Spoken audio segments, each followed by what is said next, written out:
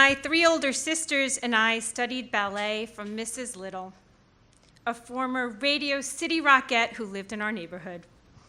She offered dance lessons in her basement, wearing shiny maroon V-neck leotards and smelling like Aquanet. Her hair dyed red and pinned up like Lucille Ball.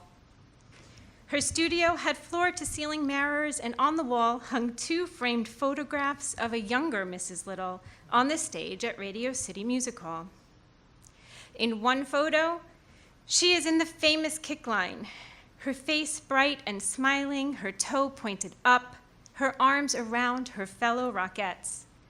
In the other photo, she is in the line of the well-known toy soldiers, their faces in profile, their arms at their sides, about to fall like dominoes. I liked how their red uniform jackets matched the red circles on their cheeks, and how, although it was only a still image, my mind played it like a movie. How the lady troops fell slowly into each other, one on top of the other, like their bones had gone soft and their bodies collapsed, toppling, or rather melting into each other for support. Because I was just 11, Mrs. Little taught my teenage sisters separately from me. I'd watch their class from the dim stairwell, sitting on a step, my feet in black flat ballets. I'd see Fran, Tina, and Maria standing at the bar in pretty pink point shoes with satin ribbons laced up their calves. They were so beautiful, so perfect. Their arched backs, their long necks, their graceful hands. Every now and then, I'd catch their eyes and smile. Sometimes they'd smile back. Sometimes they'd make a funny face. Later on, they'd take off their point shoes and tell me, "It's harder than it looks, Jackie." They'd show me their swollen red feet, their black and blue toenails.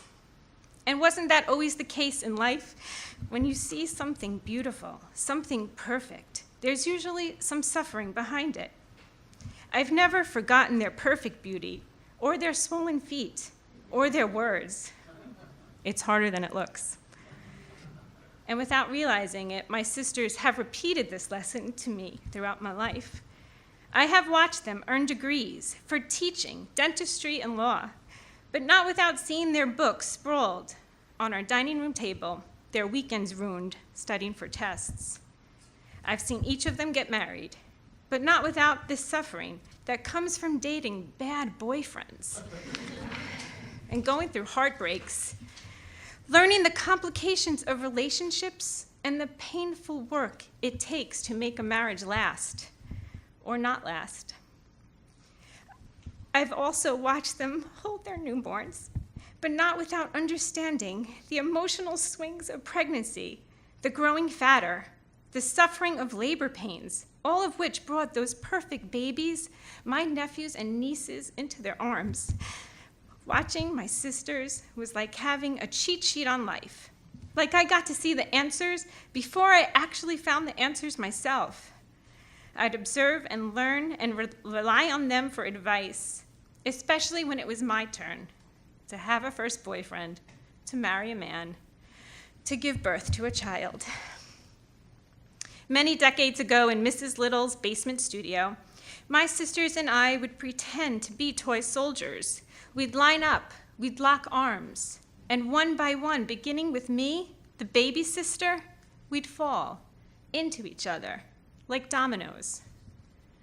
Even today, after all these years, long after I left the ballet bar behind to go to college, to marry the man of my dreams, to birth my 5 children, my sisters are still the ones I rely on, the ones I collapse on, with interlocked arms, forever connected through life. Like soldiers, we fall.